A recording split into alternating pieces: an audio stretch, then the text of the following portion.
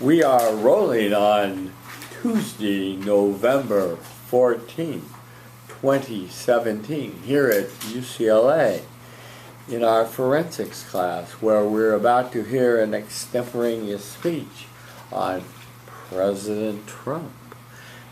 And it's a beautiful day in Los Angeles. The sunshine is shining as it usually does here in Los Angeles. Eat your heart out, rest of the world. And let's hear from Angela. Hi guys, my name is Angela. Hi Angela. So what if your friend of 12 years comes up to you and tells you that they no longer want to be your friend because they don't like someone that you're hanging out with? Well, this is the problem retailers are faced, stuck between President Trump and those who don't support his presidency. So what do? Do you accept your friend's parting, or do you tell them that you will no longer talk to the other person? So today I'm here to answer the question, what effect do anti-Trump boycotts have on retailers? My answer is that they negatively affect them because of three reasons. For one, because people have mixed their role as a consumer with politics. Secondly, the retailers that continue selling Trump-branded merchandise see a loss in revenue. And lastly, because the method of boycotting used is extremely effective. It's significant to understand the effect of anti-Trump boycotts on retailers because all of us do shopping all the time, and it's our right to have all the options and brands given to us. Then we can make a judgment whether we want to buy something or not. So my first reason why I believe anti-Trump boycotts negatively affect retailers is because boycotting has become less of an expression of practical and moral opposition and has become, in this case, a feeling of political frustration. So according to an article about a boycott written on March 2017 by Rosen, it quotes a Harvard business professor named Norton, who told The Atlantic that increasingly the way that people express their political opinions is by buying or not buying instead of voting or not voting. So this negatively affects the retailers because they're mixing in politics with something that has nothing to do with it. And people's political standpoints don't change relatively often, so as long as President Trump is in office, they will see a long-term negative effect. So my second reason why I believe anti-Trump boycotts negatively affect retailers is because for the retailers who do continue having an association with President Trump, or if they continue selling Trump-branded merchandise, they do see a loss in revenue. So according to the Wall Street Journal, written in February of 2017, it states that New Balance sneaker owners vowed and filmed themselves torching their sneakers after they found out that a company spokesman tweeted praise for President Trump. And also they boycotted LL Bean after finding out that one of its board members was contributing to a pro-Trump action committee. So these people are really serious about not buying stuff from retailers that do have an association with these people. So my third reason why I believe anti-Trump boycotts negatively affect retailers is because of the method used is extremely effective. So they're using social media, specifically Twitter, and we all know the effect a single hashtag can do with proof of its success. And there was one created for this called #GrabYourWallet. Also, according to the American Press, article written in March 2017, it states that the CEO of Uber quickly learned the downfalls of doing business under the Trump administration.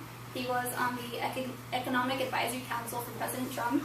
He learned the disadvantages when the #DeleteUber began trending. So due to the hashtag, he clearly saw the effect that it had on his company. So hashtags are extremely effective. Boycotts before needed a lot of work, but now it's quick, it gets to more people more quickly, it's efficient, and it works. So in summary, I've shown you three reasons why I believe anti-Trump boycotts negatively affect the retailers. For one, people are mixing their role as a consumer with politics. Secondly, the companies that continue selling Trump-branded items or even just having an association with President Trump, they do see a loss in revenue. And lastly, because the method of boycotting used is extremely effective. So there should be no doubt in this room that anti-Trump boycotts have a negative effect on the retailers. And sometimes the best thing to do is to just let go of the new friends just to make the more important ones more satisfied. Start in the rear, would you like? Thank you for waiting respectfully outside. Hi, I'm Pauline. Hi, Pauline. I really liked your tone of voice. You're really easy easy to listen to, and it's like not comforting, but it's like really smooth. So that's good. Hi, I'm Chloe.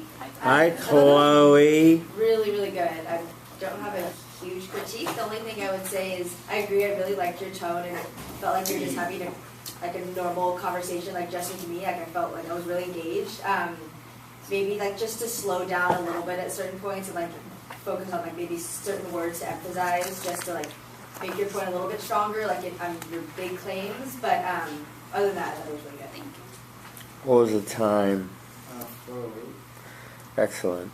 Angela, I really liked your speech. I like you as a speaker. You're very likable.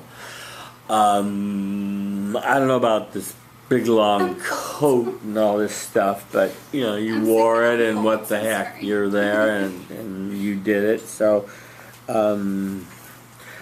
as a rule, people, I'll just make this general observation for everybody. People sometimes come in with big parkas on and they sometimes get in the way of their arm movement and other stuff. It's not applicable in your case, but I just want to make the point generally. Your introduction, what would you do if your friends and a face? The greatest introduction to me, and I didn't really get your tie back to the 12 friends and a very strong sense of the just satisfy the important friends or something, but try a poem, a quote, a story, something else besides what you did, a what if, but you know, it was okay. One thing I want to say in the way of, I do like your voice, and it is rather soothing, but be careful that you don't become too soothing, that you lull your audience to sort of sleep or to boredom, and you want to vary your vocal variety and be interesting and have a little more dynamics in your delivery and a little more passion if you can work it out. Now, you took a position that they're having a negative impact on retailers, and I was going to be very curious to see if you could precisely document the effect, you know, because, you know, it's sort of a echo chamber out there in the media. It's having an effect, sure is, yeah. But, you know, I don't know. And I'm not sure from your evidence, really. But anyway, about the boycott, Harvard Business Law, you point out first the mechanism, and that was good. So that was a good piece of evidence. And people are going after this, at least certain interested people are.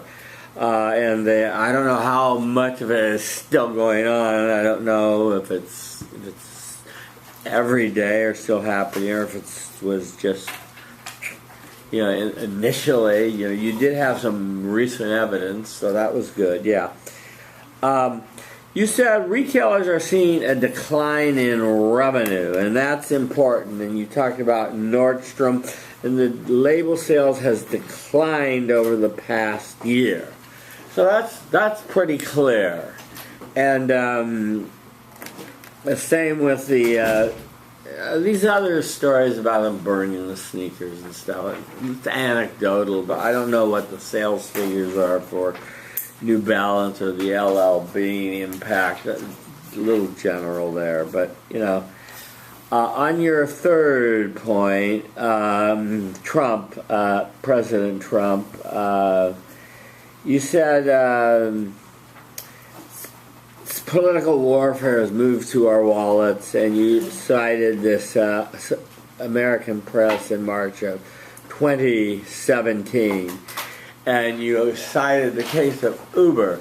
And help me with this. It was Uber, because I know Uber had problems with all kinds of things, like the rude CEO that went viral on YouTube and some other shenanigans. Was this also it was exclusively the Trump boycott too, or was it a variety of things? Trump's Economic Advisory Council, since he was like a part of President Trump and like essentially, you could say, supporting him. That's also a part of the hashtag. That was part of that one. But he got off of that, but you're saying the residual effect still is there, right? Okay, good. Your summary, your conclusion was good. Your tie back was excellent. And I really like your speech. Let's talk about your goals. Speak loud, vary your voice, make your points clear, and remember to state the article and the years they were written. How did it go, Angela? Everything was good except variation within my voice. So. Yeah. Work on that a little bit more, but really excellent job. Thank you, Angela. Very nice. Okay, let us continue with, we have another, let me see if who haven't I heard from recently? No, I've heard from you recently. I'll hear from Mr. SAA. It's me. I don't just love the organization. I have to wear this shirt every Tuesday, so you'll never not see me in it. It's a good time. Okay. Begin, sir.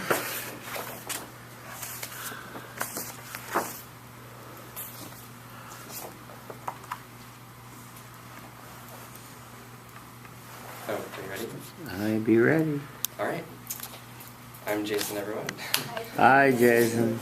So I'm going to be discussing today the topic of the Israeli-Palestinian conflict, which is an extremely intricate and complex issue. So I figured I would simplify it by giving a little analogy of the whole entire conflict. So we're going to think about it right now as scrambled eggs. Now that might sound silly, but if you think about it, scrambled eggs, once you put them together and whisk them up, you can't unscramble them. There's no going back. And the only options that you have are adding ingredients to it, trying to enhance the flavor. You can move it around. But ultimately, once they are scrambled for good. And ultimately, that is the best way for me to articulate to you what the Middle East currently looks like. So today, I will be discussing if I think the one-state solution is the best option for Israel and Palestine, and I will argue that it is not, and I will give you 3 reasons why. The first is that there is not just one solution. Now, I'm not saying that maybe the 2-state solution is better or what have you, but I'm saying that there isn't one perfect solution to create peace in the Middle East right now. The second point that I'm going to talk about is the enormous divide amongst politicians and citizens. Thirdly, I will discuss the fact that this is not just a current events issue. This is a historical issue that deals with who was claiming the land not only biblically, but also physically in the last several decades. The significance of this topic is not just revolving around Israel and Palestine, but also the entire world climate of politics, because as you can see with America's involvement and many other countries, this is a very severe issue across the world. So the first point that I think that a one-state solution is not the best option for Israel and Palestine is the complexity. This topic deals with religion, it deals with culture, it deals with economic challenges, and across the board there are so many reasons that you can't just frame this entire thing with one perfect solution. So in an article from 2016 in Ethnopolitics by Benjamin Miller, he says that Jews should have the right to immigrate from all over the world and settle and establish a Jewish state in what Arabs call Palestine and what Jews call Israel. Now, as you can see, this is creating the issue of, religion in this land, because so many religions use this specific piece of land to call their own, and it creates a really blurred line of whether or not it's the Jews or the Arabs or the Palestinians or the Israelis, what have you. My second point that I'm going to be arguing is that there's an enormous divide amongst the politicians and the citizens within Israel and Palestine. So neither party wants to integrate and be in this land together, is what is currently happening. But even Prime Minister Netanyahu has a distinct opinion, and that he wants to maintain the status quo, but this only plays into the hands of extremists and strengthens them. And this is said by Itamar Rowe of the 2013 Palestine-Israel Journal of Politics, Economics, and Culture. So when you're dealing with such heavy, opinionated politicians that differ from the citizens and wrap that all together even further into this complexity, it creates a really hard reason to why there should just be one type of solution to this problem. And thirdly, I'm going to address the fact that this is a major historical issue. So, pre-Israel, there were a lot of settlements in the land that were Arabs, they were Israelis, and especially after the Holocaust, so many different people were trying to get to Israel because it was what the Jews called their homeland. And so, just from a purely physical land standpoint, it was already mixed with so many different kinds of people that when they started to draw the lines of where Israel would be, it created a lot of different complexities. And I will mention that this issue is stated by David Remnick of procon.org in 2014, who says that within these territorial confines, two nationally distinct groups who are divided by language, culture, and history cannot live wholly apart or together. And I think that really wraps up this idea that because of all of these different reasons that I've previously stated, it is extremely difficult to just tie it all up with one solution. So in summary, I've shown you 3 different reasons of why I don't think that the one-state solution is the best option, being that there isn't just one solution, there's an enormous divide amongst politicians and citizens, as well as the fact that it's a major historical issue. So there should be no doubt in your mind that resorting to a one-state solution is simply not the best answer. And just as I mentioned with the scrambled eggs, there may or may not be a way to unscramble these eggs, but there's definitely a way to figure out how to make these eggs taste better, or in this case, make the Israelis and Palestinians work together and ultimately find peace.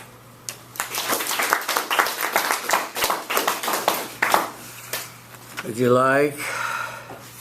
Back row. Hi, I'm Candace. Hi, Candace. There was a lot that I liked about your speech. You had really good voice variation and really good hand movements. But what I liked most, I think, was, like you said, it was a really complex topic, but I feel like you were able to simplify it for the audience really well. Yeah, you didn't oversimplify it, and that was good. Improvement. I'm Troy. Hi, Troy. I think you did a really nice job taking a complicated topic and making it digestible for people. If I were to give like one critique, I would say maybe with some of the citations, and this may just be my ignorance, but like for instance, Procon, like I don't know what that is or what they write about, so maybe some like context would be helpful for me, but I totally know. So, Jason, it was a good speech overall. Let me start with the qualifying of the sources. I believe I've said, and I will continue to say it, I'm looking to have the sources qualified first so we can judge them. And then you started to do that toward the end, but in some cases you gave the quote and we had to sort of accept it on face value, and then you went, oh yeah, and by the way, this was from the younger generation two-state solution from Politics and Economic Culture in 1920. Right?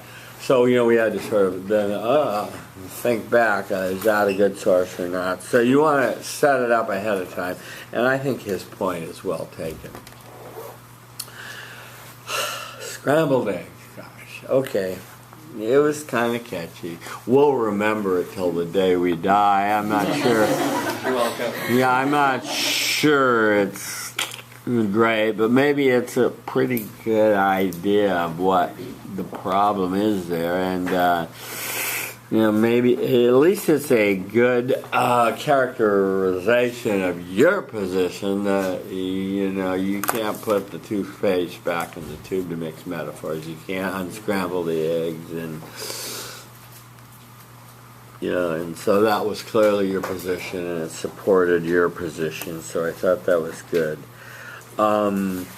I think you could have done a little better job on a significant statement of saying this this is going to impact us. We send a lot of money there, and Israel is on high alert right now because of the Saudi Iranian tension, shall I say, euphemistically.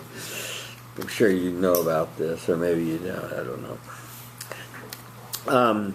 You gave 3 reasons, and you talked first about the complexity, and your evidence on your first point was a positive piece for the Jewish people to have a homeland, but you then drew the link, and maybe the whole context of the article was talking about religion, and clearly religion was there, but the evidence didn't exactly say it, so I'll just give you the benefit of the doubt on that.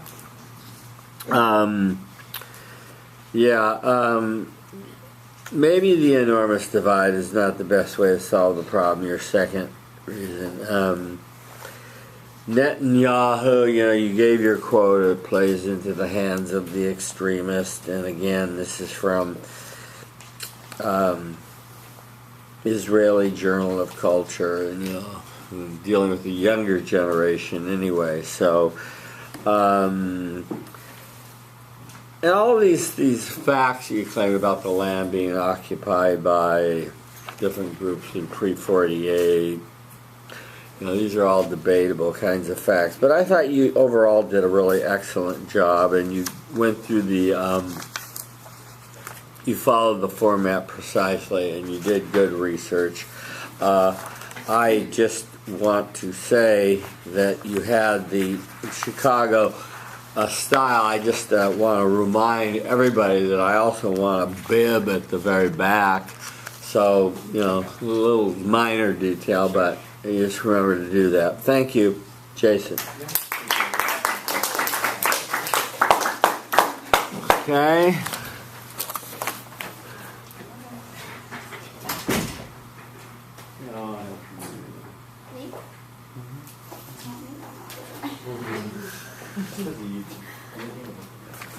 Thank you.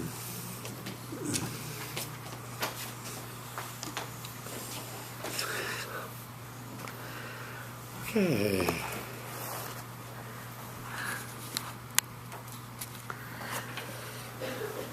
Yeah, power stance, feet wider than your shoulders. Yeah, so that's better, yeah. And you want to undo your hands and let them be by your side. You want to cross them like that. Okay. Who's timing? I can time. Okay, great. Rock and roll, please. We're getting through everybody. Go. Around this time last year, my boyfriend decided that he was going to pursue a career in real estate.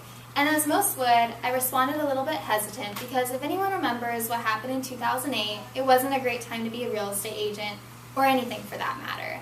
And history repeats itself, right? So although he assured me that the market was hotter than ever, it took a little while until I finally listened. Today, I will be addressing why I believe that California housing prices are going to increase in 2018, but at a much slower rate than they have in the past. And I have 3 reasons for my position. First, the population is continuing to increase, which means that there's an increase in demand and a decrease in supply. And as my boyfriend says, this is not a buyer's market, it's a seller's market. Secondly, the economy is expected to continue growing. And last, due to previous trends are a great indicator for what's to come. So, whether you're planning to buy a house within the next year, or you're going to continue renting an apartment, this will affect you. So my first reason is that the population is going to continue to increase, which means that there is an increase in demand and not so much in supply. And this is because counties like Los Angeles County are not building enough housing units per year to meet the demand of the population. In October 2017, Richard Green, who is the director of the USC West Center for Real Estate, said that LA County is short 100,000 housing units because they need to be adding between 30 to 35,000 per year and are only building about 25,000 per year, which means that they are falling further behind. And so my second reason for why I believe California housing prices are going to be increasing in 2018, but at a much slower rate, is because the economy has a very healthy outlook according to economic key indicators. In October 2017, the California Association of Realtors said that with the economy expected to continue growing, housing demand should remain strong and incrementally boost California's housing market in 2018. Though a shortage of available homes for sale and affordability will be a challenge. Also, last month, Josh Sumbrun of the Wall Street Journal said that the GDP growth rate is expected to remain about 2 to 3%, which is ideal. Unemployment is forecasted to continue at a natural but slow rate, and inflation rates are predicted to be less than those in 2016. So lastly, my reason for why I believe the California housing prices are going to continue to increase in 2018 is due to previous statistics. Since 2012, the median price of a house has risen from $319,000 to $538,000, and it's predicted that in 2018 the median price of a house will be $561,000. But for some good news, the California Association of Realtors expects the price change from 2017 to 2018 to only be 4.2%. Whereas, to give you a little bit of background, the price change from 2012 to 2013 was 27.5%. And so the California Association of Realtors chief economist Leslie Appleton Young stated that in October that due to the past years and the economic future, I don't see prices declining, but we are seeing them moderate. So in summary, I've given you the 3 reasons why I believe the California housing prices will continue to increase at a slow rate in 2018. Due to the low supply and the ever-growing population, houses will continue to be listed at a really high rate. Also, with a healthy outlook on the economy, the demand for housing will continue strong. And lastly, the last 5 years are a great indicator for what's to come. So like I said earlier, these statistics are not what the people of California want to hear. But I do firmly believe that the California housing prices will increase, but at a much slower rate than what we've seen in the past between like 2012 and 2013. So, yes, last year I was a little bit hesitant when my boyfriend decided that real estate was for him, but it turns out the numbers are in his favor, just not so much for you or for me.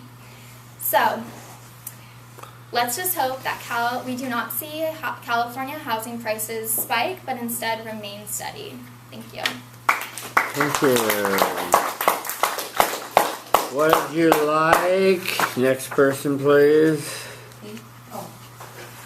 I think it was really interesting that you began with a personal reference to a topic which would usually be more difficult to begin with a personal connection. So that was cool. It was good that I really liked the part where you were like, it was good for him, but like not good for you and me, because that like brought me back from like statistics to like how it applies to like my individual life, like not so much my his individual life. So that was cool. Like I like that kind of balance, because in the middle it started to get too much statistics, but like you were able to come back, which was nice. Improvement. Yeah, I thought it was really good, really well. Name. Hi guys, I'm Mitchell. Hi Mitchell. If I had to improve one thing, and I recognize this is kind of hard to do with note cards, I guess it would just be more personal eye contact instead of just like looking around at a lot of different people, and especially with note cards, I feel like it's even more important, just since you're always having to look down to your one, just keep like your eye on the. Yeah, I really don't think you needed the note card, Celia, and you know, hurt your credibility a little bit. You can put it in your pocket or your jacket, and just if you need it, take it out. I realize you were kind of statistically dense and heavy, and you wanted to get them out correctly, right? So you were nervous about that. Well, okay, I liked your speech, and you changed it to reflect what was happening in 2018, because the topic was outdated, yeah. I agree with Incia. This was a grabber, and yet you also used a historical reference about the housing bubble of 2008, and we all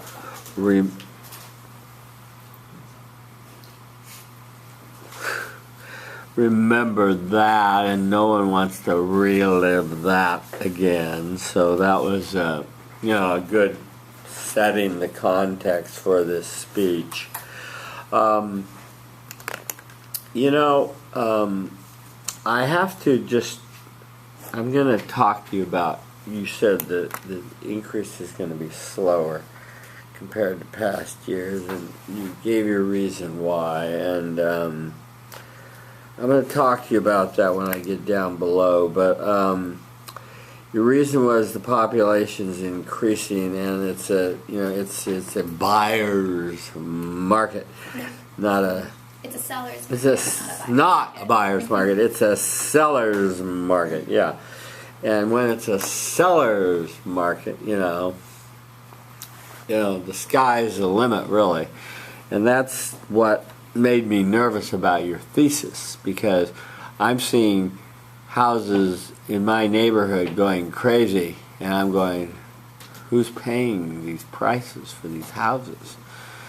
And I'm saying people are paying these prices because there ain't no houses around, right? And so your thesis that it's going to be increasing at a slower rate, I'm not sure where the evidence for the slower is, but we'll go through that and see how you made that case, okay? Yeah. Your SIG statement was good. You cut out your realtor economics statement, which was fine. Your first piece of evidence was LA County, and that's okay, and that's a big chunk of of California, but I quibble a little on that, but that's fine. But your next piece of evidence was all of California, so that was a good piece of evidence. And my favorite newspaper, you quoted the Wall Street Journal about the GDP rate, at 2 to 3%. So those were all positive signs, and so your evidence that you supported there from the California Realtor Association, I think, one thing I want to say about this, you want to be careful about citing too many numbers, and your audience eyes, I think, were glazing over a little when you're going, well, it's 4%, but it's 27%, but was it 319,000 or is it 538,000? So you maybe want to say the stuff, but simplify it and make it clear, okay, instead of really relying on the numbers.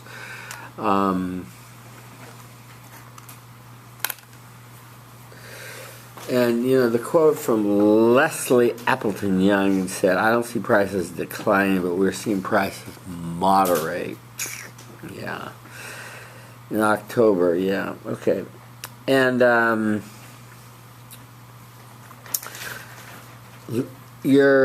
why the price will increase at a slow rate due to low supply, an ever-growing population, and healthy outlook in the economy. Tell me again why. Tell me again in your own words why the rate will be slow and not kind of at least moderate a little quicker than many people think. I think just looking at all the numbers, specifically what happened between 2012 and 2015, those 3 years, prices shot up super high and super quickly, and at least Yes, They're like prices are moderating now, increasing yeah. like in 2017, but it's increasing at a much slower rate than they did in those peak years. Yeah. Yeah, so like they saw a lot Okay. of like houses, like the price increase in like August. Like they said it was like a sizzling August, like for California. But like you didn't see as much increase in like the earlier months. So Okay. they're kind of forecasting the same thing to happen in 2018, and it's not all going to be at once. It's going to be like, I don't know. slower. Maybe we're quibbling a little with words, but yeah, do you see my point though? And I think you made your case fairly well.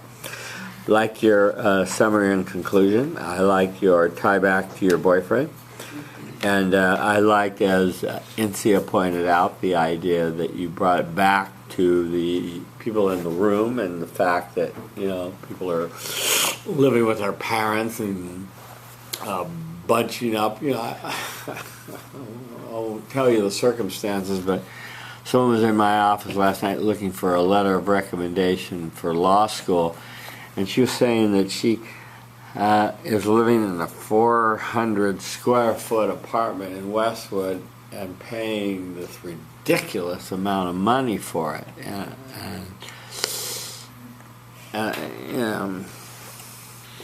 but she wanted the luxury of living alone, and so you pay for your thrills, I guess. But my gosh, I people are bunking in 4 and 5 and 6 in rooms and stuff. It's pretty My apartment scary. has 6 girls. You bunk in with 6 girls? Yeah. Oh my word. Oh well, so no privacy there, huh? Okay, so your goals. Let's talk about your canais. Keep it slow but exciting. Yeah, last time I was talking really fast. I don't know if Yeah. I Yeah. improved on that at all this time. It was but better, yeah. It was better, yeah. What was the time? 4:48.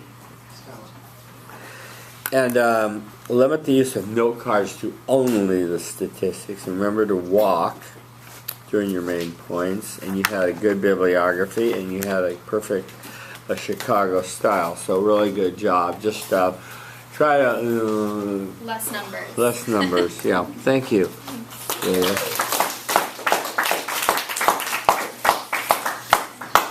So I call on Daniel's friend. He seems pretty cool. He's like, who should I call on? Who are you pointing to? Oh, I thought there was volunteers over here. Oh, volunteers over here. Oh, you're volunteering? Yes. Okay, good. Yeah, okay, I'll hear this gentleman. Right. Better be good. It'll be, I hope.